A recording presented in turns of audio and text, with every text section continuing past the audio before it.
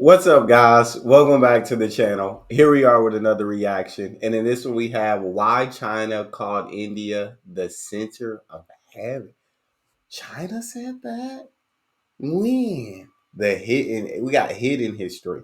Because, yeah, I ain't never heard China call India the center of heaven.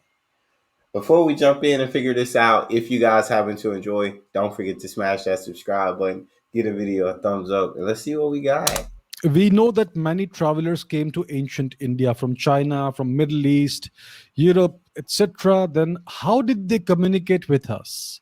Since our language is completely different from them. So let me demonstrate to you how these foreigners communicated with us. I'm going to show you a very short clip. Take a look. What's that? Kuda? Hayata. Achalyamhadayam. Shanzangaham. Mahatang desedaha. Agdoham. Atragantam. Katipayani dinani. Yapitani. Chidawali. Wadashani.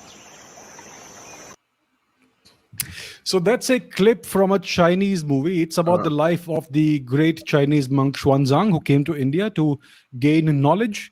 Most people who came to India from other countries came either to gain knowledge or they came to trade with India, Okay. to engage in commercial activities.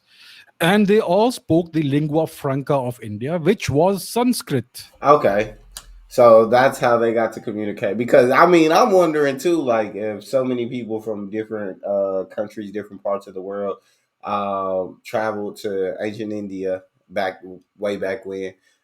Yeah, how would they communicate with each other if they speak completely different languages? But I guess they all spoke Sanskrit.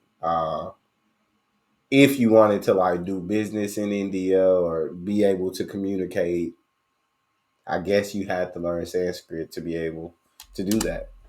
They all learned Sanskrit. Sanskrit was the highest civilizational language in the entire known universe. Oh wow! When India was a free nation, it was a free culture, it was before the Really? past 1,000 years of the invasions. Sanskrit was the highest language of culture throughout Asia. Sanskrit was spoken, and various Sanskrit derived languages were spoken throughout Central Asia, in Dang! the northern part, beyond the Himalayas, north of the Himalayas, which is now part of China. It was never earlier part of China. So it It's a was the like at one point in time it was the most recognized and highly regarded language like in the entire world, like Sanskrit. So many people learn Sanskrit, and it's crazy because to me, like it's like how did it like stop being the most recognized language? Like, why do so little people speak Sanskrit now? Like, after being such an important language to be able to communicate in a different time period, how does a language fade like that, and then a new language comes up, and now it's the most recognized in the world or highly regarded, or you got to learn this if you want to be able to do business.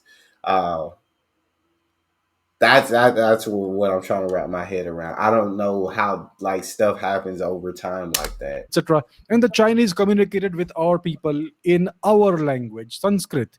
And our people went there, our scholars went there and translated the Sanskrit text into Chinese. And that's how Buddhism entered China, and it's become an integral part of China. It's there even today. China has the largest Buddhist population in the world. Mm-hmm. And this Buddhism, so to say, it incorporates the worship of many Indian gods. So that's the point. China, the Chinese and the Scythians and the Greeks, they all learned Sanskrit, and that's how they communicated with us. So that is the value of Sanskrit, my friends. I Mm-hmm. keep saying that Sanskrit needs to be our civilizational language. There's a reason for it. Mm-hmm. It was the greatest language in the world. It was adopted widely, and we need to bring the status back. For example, in China, the ancient word for India in China was Tianzhu, which means the center of heaven. That's That was India's status in the past. that's the ancient word for India. The word means center of heaven. That's what India was called by the Chinese.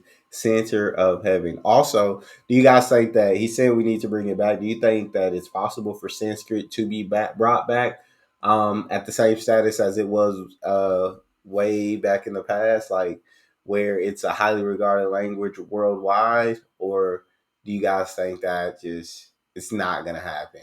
It's I'd love to hear your thoughts in the comment section.